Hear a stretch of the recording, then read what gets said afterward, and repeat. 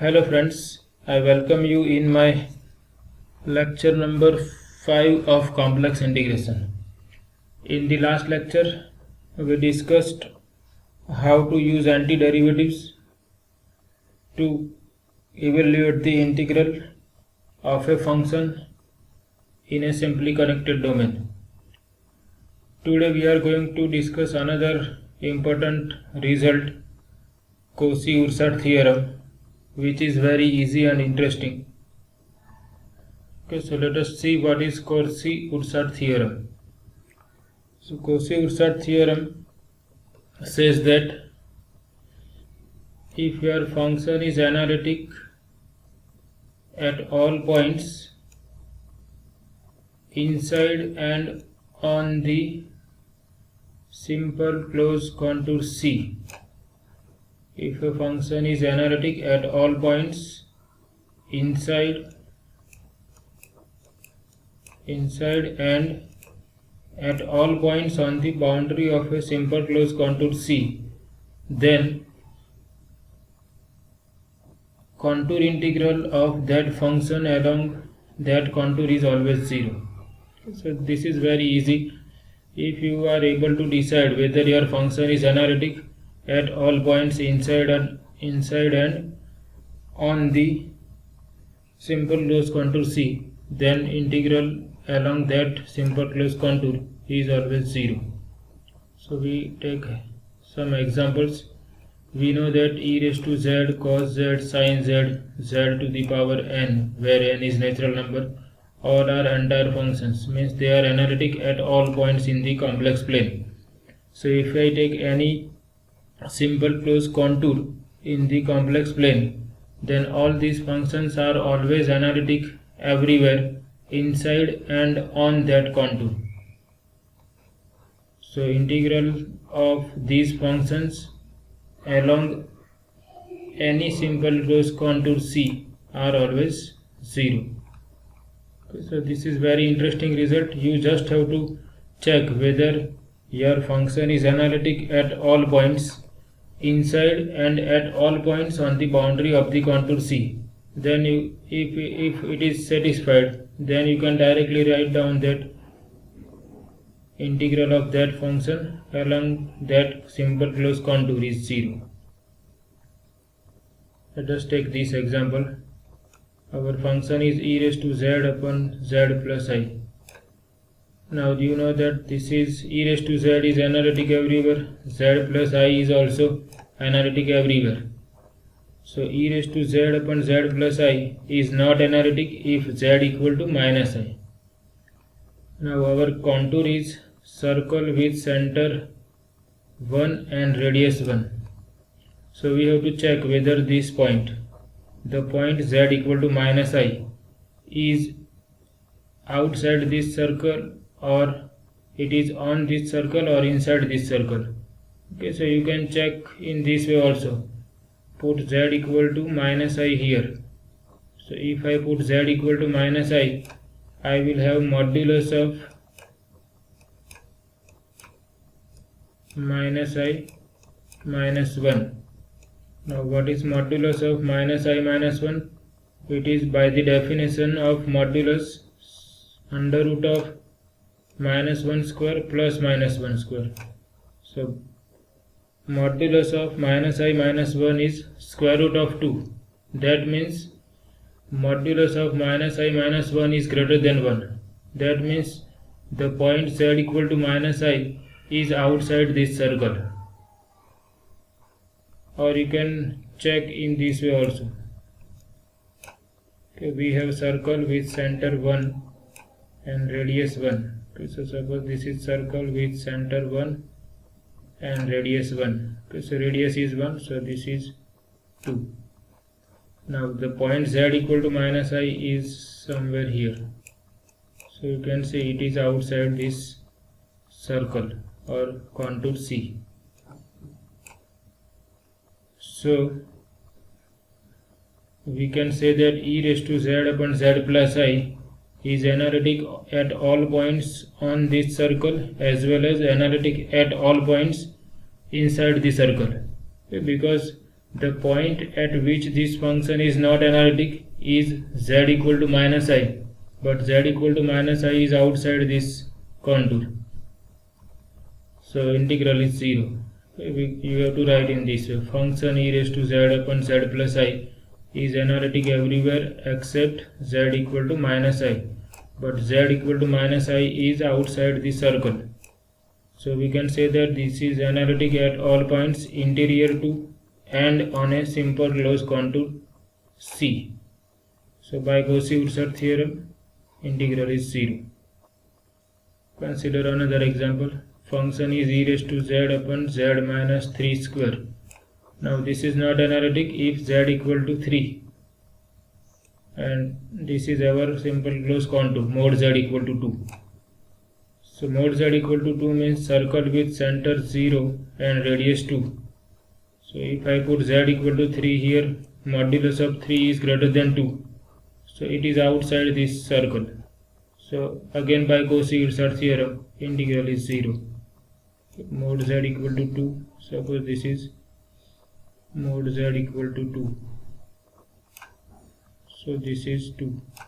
So 3 will be somewhere here. So our contour is mod z equal to 2. And this is not analytic at z equal to 3. But it is outside this contour. So we can say that this is analytic at all points inside this circle as well as on the boundary of the circle. So by Cauchy-Ursaert theorem, the integral is 0. Another function z square. C is taken along triangle with vertices z equal to plus or minus I and z equal to minus 1. Okay, so where is this triangle?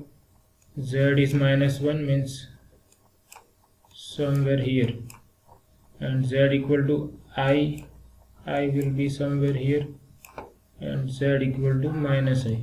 So minus I is somewhere here. So we have this triangle. Sorry, this is okay. So it will be triangle in this way. So this is our contour. But we know that z square is analytic at all points, analytic everywhere. So it is analytic at all points on the triangle and inside the triangle. So by Cauchy-Ursaert theorem, integral of z square is 0. What about this? This is rational function. 1 is polynomial of degree 0. It is constant, analytic everywhere. This is also polynomial function, analytic everywhere. But because this is in the division, the whole function is not analytic at those points where this z square plus 2z plus 2 will be 0. So first we have to find out roots of this equation, z square plus 2z plus 2 equal to 0.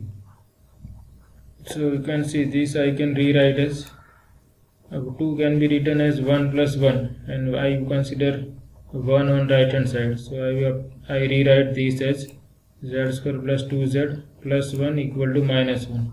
This is nothing but square of z plus 1. So from this I obtain z plus 1 is plus or minus I. So z is minus 1 plus or minus I.